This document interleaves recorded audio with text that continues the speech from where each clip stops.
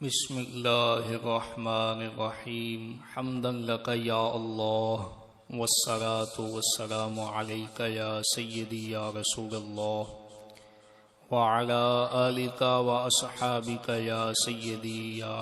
حبیب اللہ۔ اما بعد، سامعین و ناظرین، ہم نے اپنے پچھلے کلپ میں کوڈو کی اپنی زبانی ہی اس کے تمام موضوع مناظرہ کی حقیقت کو بیان کر دیا تھا کہ جن علماء کو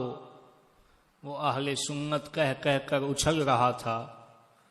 انہی کو ہی اپنی زبانی اس نے مشرک، مرتد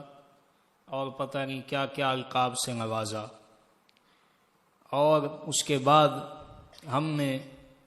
اس کے والد گرامی حضرت کبیر رضی اللہ تعالی عنہ کی ریکارڈنگ بھی اسی کلپ میں پیش کی، جس میں آپ جمہوری ملاؤں کو ابو جہل کے بیٹے قرار دے رہے ہیں، لیکن جھوٹے کا کام ہوتا ہے کہ وہ مختلف بہانوں سے اپنے جھوٹ کو چھپانے کی کوشش کرتا ہے۔ اور اب اس نے دیکھا کہ میں چونکہ اپنی باتوں میں پھنس چکا ہوں، لہذا اس نے چند ادھر ادھر کی باتیں کر کے،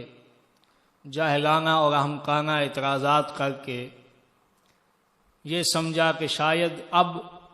میں اتنا مضبوط اعتراض کر رہا ہوں کہ یہ اب مجھ کو کوئی جواب نہیں دے سکتے، میرے سامنے کسی قسم کی کوئی بات نہیں کر سکتے۔ تو آج ہم اس کلپ کا جواب ریکارڈ کروا رہے ہیں، چونکہ ہم نے پچھلے کلپ میں یہ کہا تھا کہ اس کے اکاذیب کو دیکھنے کے بعد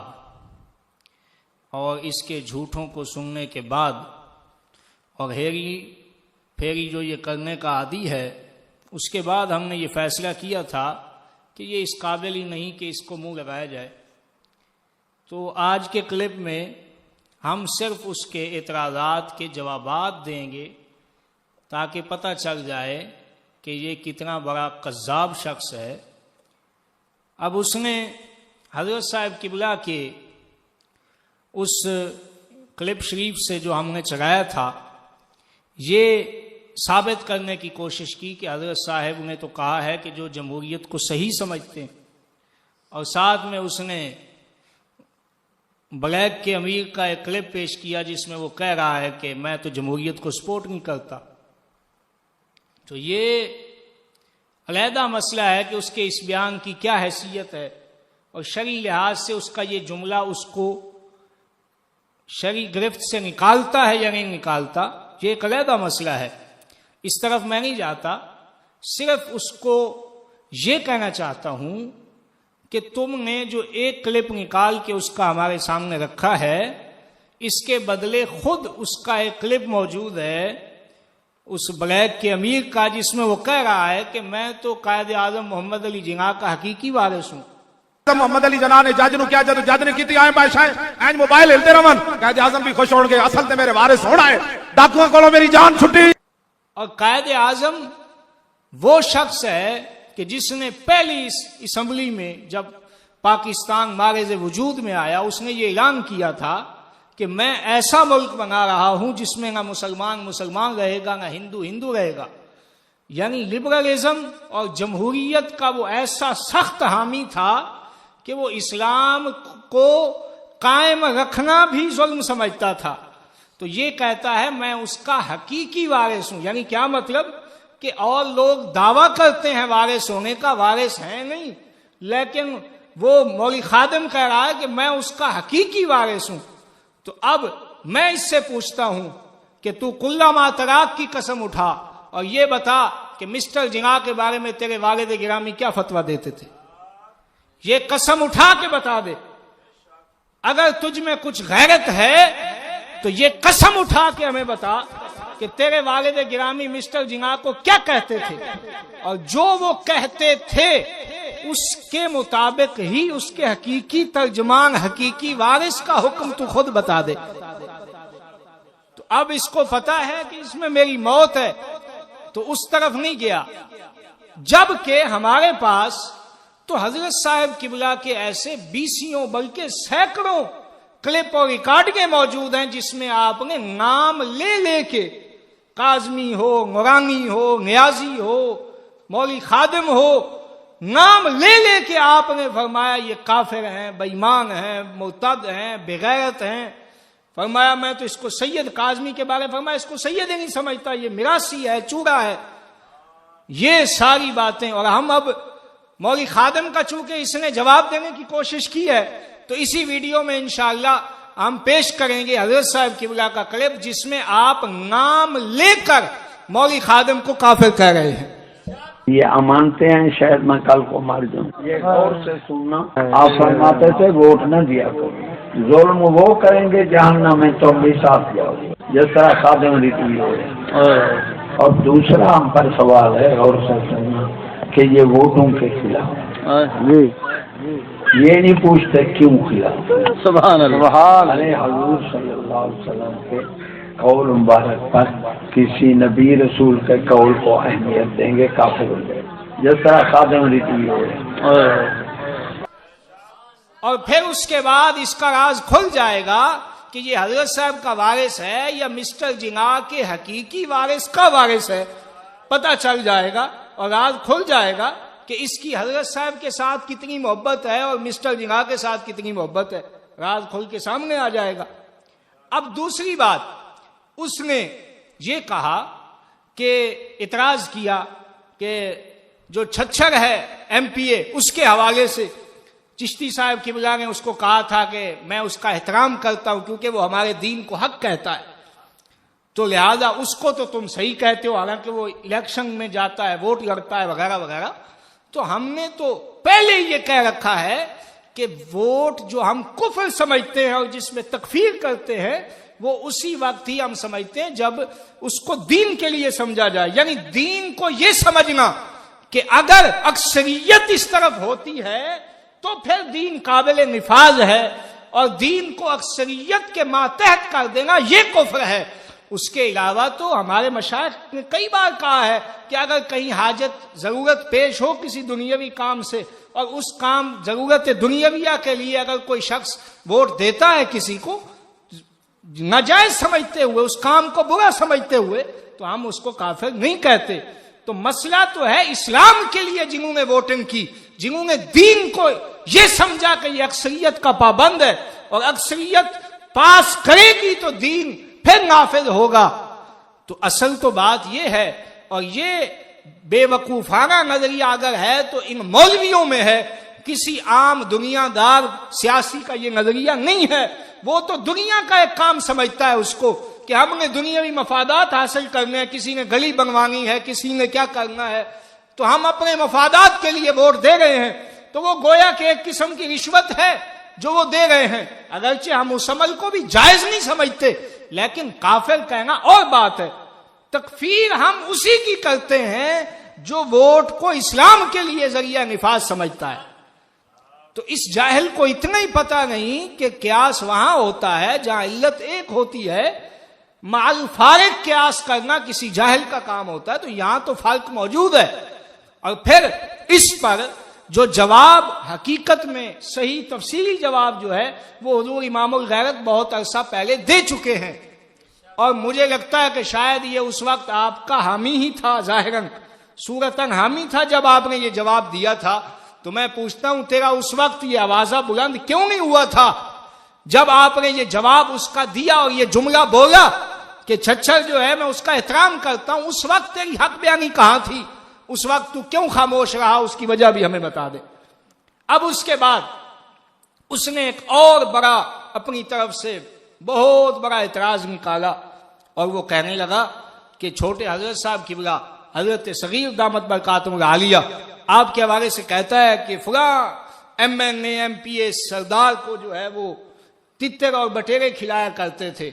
میں نے کہا مناظر ہو تو ایسا ہو کہ کہاں الیکشن میں آنا اسلام کو نافذ کرنے کے لیے اور کہاں تتر بٹیرے کھلانا، اس میں کون سی مناسبت دیکھی اس نے؟ کون سا ربط مانوی یا ظاہری دیکھا کہ اس نے حکم ایک لگا دیا؟ حالانکہ اس کے پیچھے کیا کہانی ہے یہ جانتا ہے خبیث، اس کو پتا ہے کہ یہ سارے کام کیوں ہوئے، لیکن چونکہ اب بیان کرتا ہے، بلکہ آج سے پہلے تک یہ خود جواب دیا کرتا تھا اس بات کا،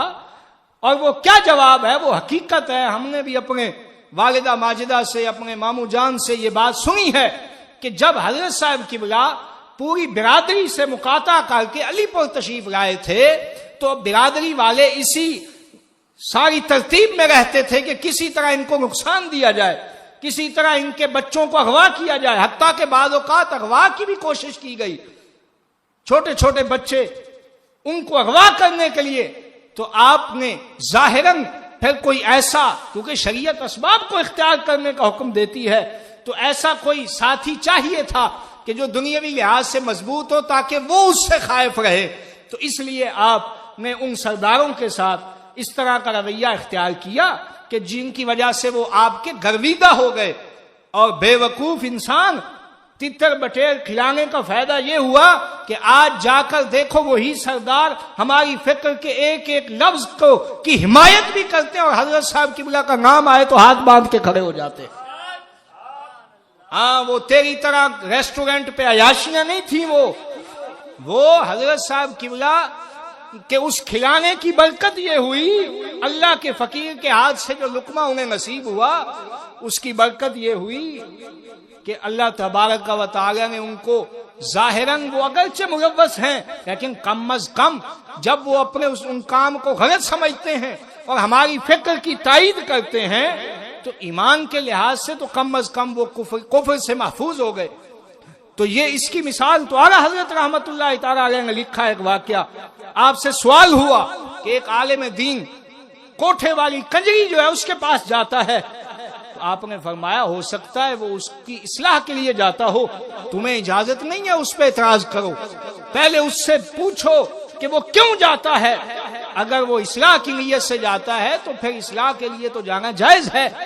اسی طرح کا واقعہ ایک بزرگ کا بھی مشہور ہے کہ انہوں نے ایک کنجری کو پیسے دیے، اس کو بلایا، اب لوگوں نے سمجھا کہ یہ تو فاسق ہے، گناہ کا کام کرنا چاہتا ہے، لیکن انہوں نے اسے فرمایا کہ میں نے تجھے پیسے دیے ہیں، ایک رات کا وقت میرا ہے۔ اس نے کہا جی آپ کا وقت ہے۔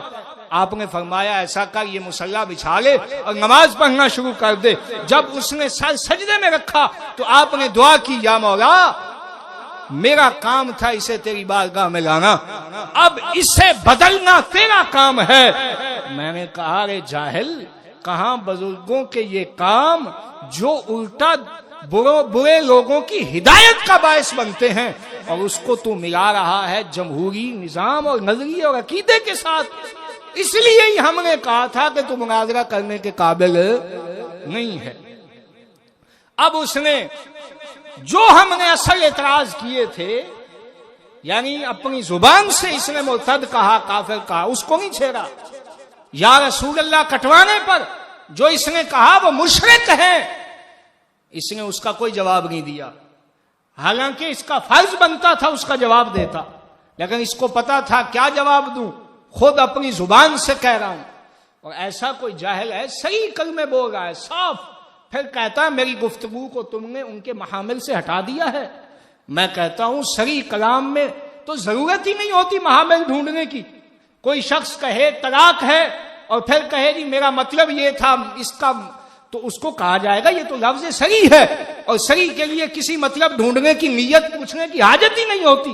تو تم نے صحیح کلام بولا، مرتد کہا، مشرک کہا، اور ساتھ علتوں کو بیان کیا، تو تمہارا یہ علتوں کو بیان کرنا بتاتا ہے کہ تم نے دلائل کی روشنی میں وہ نظریہ قائم کیا تھا، لہذا ہم نے تمہارے کسی کلام کا کوئی محمل تبدیل نہیں کیا، بلکہ جو تم نے کہا تھا ہم نے وہ قوم کے سامنے پیش کر دیا۔ اب اس کے بعد اس نے دیکھا کہ اس طرح تو جان نہیں چھوٹنی، اب اس نے میرا سابقہ دور کا ایک کلپ نکال کر وہ چلا دیا کہ جس میں میرے طرف سے ایسے کلمات ادا ہو رہے ہیں، تو کہتا ہے دیکھو تمہارا بھی پہلا بیان ہے، تو میں تو کہتا ہوں کہ وہ تو میرا دور جاہلیت تھا، میں نے تو توبہ کی ہے اس سے، تو تو بھی آ توبہ کر، اور اپنی جو تو نے تکفیر کی ہے، جو تو نے ملا خادم کی پارٹی والوں کی تکفیر کی ہے، اگر تیرا وہ بھی دور جاہلیت ہے تو تو توبہ کر اور کہہ کہ یہ جب میں نے تکفیر کی تھی تو میں اس وقت جاہل تھا، میں اس وقت جو ہے نا دین سے ہٹا ہوا تھا، تو میں توبہ کرتا ہوں۔ تو یہی تو ہم تیری زبان سے نکلوانا چاہتے ہیں کہ جب تک تو حضرت صاحب کی فکر پر تھا، تو خود جب کہہ دے گا کہ یہ دور میرا دور جاہلیت ہے، تو اس کا مطلب ہے تو نے یہ کہہ دیا معاذ اللہ کہ حضرت صاحب قبلہ بھی دور جاہلیت والے تھے، ان کی فکر بھی جہالت تھی۔ تو یہی تو ہم لوگوں کو دکھانا چاہتے ہیں کہ دیکھو یہ اپنے باپ کی فکر کا کتنا بڑا دشمن ہے۔ تو یہ بیان کرنا، یہ کلپ پیش کرنا اس کے لیے جان چھوٹنے کا باعث نہیں، بلکہ الٹا اس کے پھنسنے کا باعث بن گیا کہ ہم نے تو اس کو کفر سمجھ کر توبہ کر لی، اور آج ہم یہ کہہ رہے ہیں کہ وہ تو ہمارے جو کلمات تھے ہم نے اس کو غلط کفر، کچھ تفسیر تدلیل جو بھی تھا ہم نے اس سے توبہ کی۔ تو بھی توبہ کر اور کہہ کہ جب میں حضرت صاحب کی فکر پر تھا تو میں تو برا تھا، تو پھر پتہ چل جائے گا تیرا حضرت صاحب تیرے والد گرامی کی فکر سے کوئی تعلق نہیں ہے۔ اب اور بات، اس سے میں اب یہ سوال کرنے لگا ہوں، یہ بتا جب تو نے یہ فتوے دیے تھے کیا اس وقت تو خود کو حضرت صاحب کا نائب سمجھتا تھا یا نہیں سمجھتا تھا؟ جب یہ فتوے دیے تھے تو خود کو حضرت صاحب کا نائب کہتا تھا یا نہیں کہتا تھا؟ اگر تو کہتا تھا، اپنے والد گرامی کا نائب بنتا تھا، تو سوال یہ ہے حالت کفر میں جب تو یہ کفریہ فتوے دے رہا ہے اور اس کو کہہ رہا ہے یہ تو میرے سابقہ بیانات، یعنی کیا مطلب کہ اب میں ان کو ٹھیک نہیں سمجھتا، اب میں ان بیانات کو غلط سمجھتا ہوں، تو پھر سوال یہ پیدا ہوتا ہے کہ جب تو حضرت صاحب کا نائب تھا تو اس وقت کفریہ کلمات لوگوں کی تکفیر کر کے خود کافر ہو گیا، اور آج تو ان کو ٹھیک بنا کر پھر بھی نائب ہے۔ عجیب نیابت ہے کہ جب تو لوگوں کی، مسلمانوں کی، دوسرے لفظوں میں جو مسلمان تھے تیرے نزدیک ان کی تو نے تکفیر کی تو خود کافر ہو گیا۔ حدیث میں آتا ہے جب کسی کو کافر کہا جائے اگر وہ حقدار نہ ہو تو کفر کہنے والے پر لوٹ آتا ہے، تو نے ان کی تکفیر کی، وہ مسلمان تھے تو خود کافر ہو گیا، اور کافر ہونے کی حالت میں تو نائب کہتا رہا خود کو حضرت صاحب کا، اور نائب اس لحاظ سے کہتا رہا کہ میرا حضرت صاحب یعنی اپنے والد گرامی کی فکر کے ساتھ تیرا پورا تعلق تھا اس وقت، تو اس کا تو یہی مطلب بنتا ہے کہ حضرت صاحب کی فکر ہی کفریہ فکر ہے، اس کا تو یہی مطلب بنتا ہے کہ تیرے والد کی فکر ہی کفریہ فکر ہے معاذ اللہ۔ تو یہی تو ہم بتانا چاہتے ہیں کہ یہ اصل اعتراض ہم پہ نہیں کرتا، یہ اصل اعتراض امام الغیرت کی ذات پہ نہیں بلکہ اپنے والد گرامی پہ کرتا ہے۔ اب تجھ پر لازم ہے، ہم نے پچھلے کلپ میں بھی کہا تھا، تجھ پہ لازم ہے کہ تو اس کا واضح اقرار کر لے کہ حضرت صاحب کے ساتھ، میرے والد گرامی کے ساتھ میرا کوئی تعلق نہیں، میرا اصل تعلق جو ہے وہ تو فلاں ملا کے ساتھ ہے فلاں، پھر ہم تجھ سے کھل کر جس موضوع پہ چاہے گا بات کریں گے۔ لیکن جب مسلم شخصیت تو ان کو مانتا ہے تو پھر ان کی فکر سے بغاوت کرنے کا نتیجہ سوائے اس کے اور کچھ نہیں نکل سکتا کہ تو اپنی گفتگو میں شکست کھا چکا ہے۔ تو اس کلپ کو پیش کرنے کا اس کو فائدہ، کہتا ہے ما ہوا جوابکم فہوا جوابنا، میں نے کہا یہ ہمارا جواب ہے، اب تیرے جواب کا ہمیں انتظار رہے گا کہ تو اس بات کا کیا جواب دیتا ہے کہ جب تو حضرت صاحب کی فکر پہ قائم تھا تب تیرے آج کے بقول تو اس وقت کافر تھا، تو اس کا تو یہی مطلب ہوا کہ حضرت صاحب کی فکر ہی کفریہ تھی معاذ اللہ، ان کی فکر میں ہی تکفیر بے جا تھی۔ یا تو ثابت کر کہ حضرت صاحب ان لوگوں کو کافر نہیں کہتے تھے، اگر کہتے تھے تو اس کا مطلب یہ ہے کہ آج بھی فکر حضرت کبیر پہ کوئی قائم ہے تو وہ امام الغیرت کی ذات ہے۔ اب اس کے بعد حضرت صاحب پہ اعتراض کیا اور ہماری نانی جان محترمہ رحمہ اللہ تعالی ان پہ اعتراض کیا، کہتا ہے کہ انہوں نے ووٹ دیے، تو میں پوچھتا ہوں یہ بتا کیا ووٹ دینے سے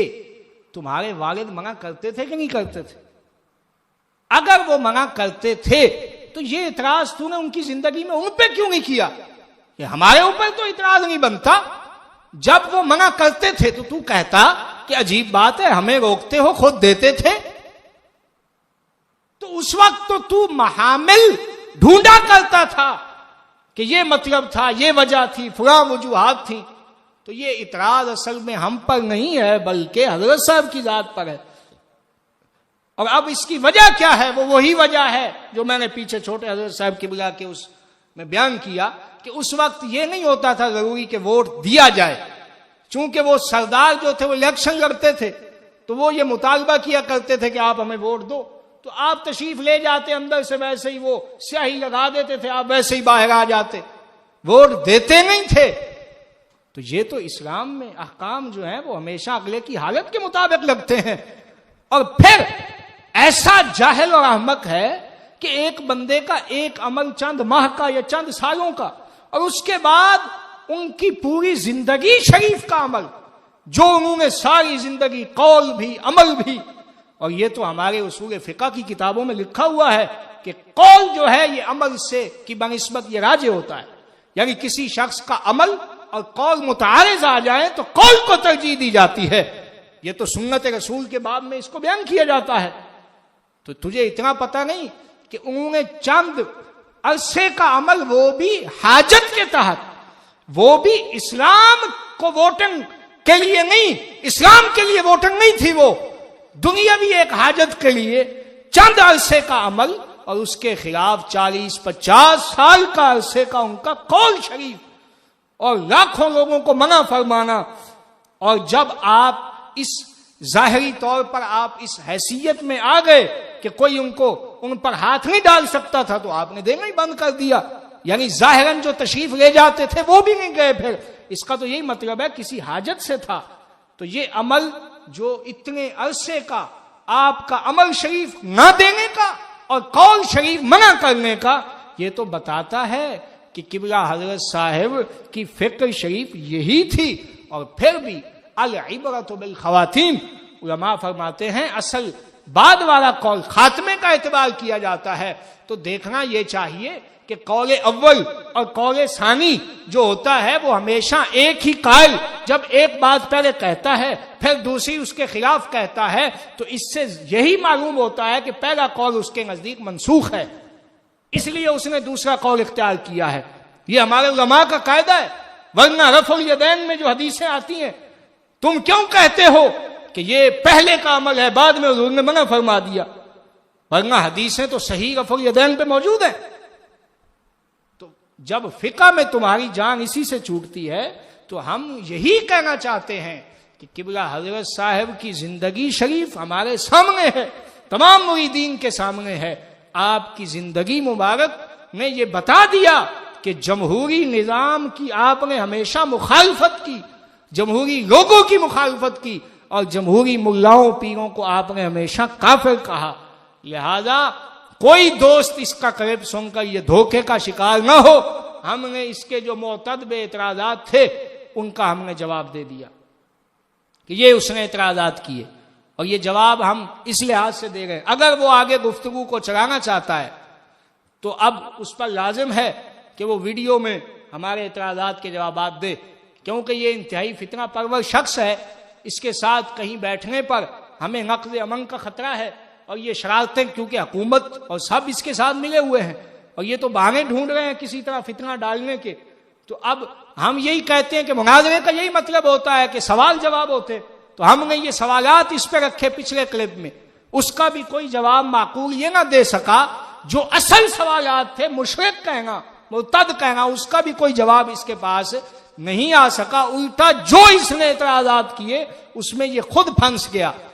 اب اس کو اگر اس میں کچھ پانی ہے، کچھ دم ہے، تو ہماری ان باتوں کا تفصیلی مفصل ہر بات کا جواب دے اور دلائل کی روشنی میں دے. تو پھر انشاءاللہ اگر یہ دیتا ہے تو ہم بھی آگے اس کے ساتھ گفتگو کرتے رہیں گے. ورنہ ہمیں اب وقت ضائع کرنے کی کوئی حاجت نہیں. اگر یہ جواب دیتا ہے تو ہم آگے سے جوابی کارروائی اسی طرح ویڈیو کی صورت میں کرتے رہیں گے، کیونکہ جہاں ہم بیٹھ کے گفتگو کریں گے وہاں 5 سنیں، 10 سنیں، 20 سنیں، اور یہ تو ہزاروں لاکھوں سن رہے ہیں۔ سب کے سامنے حق کھل کر واضح ہو جائے اور پتہ چل جائے کہ حقیقت کیا ہے، حق کیا ہے۔ اللہ تعالی ہمیں حضرت کبیر کی فکر پر قائم فرمائے۔ وآخر دعوانا الحمدللہ۔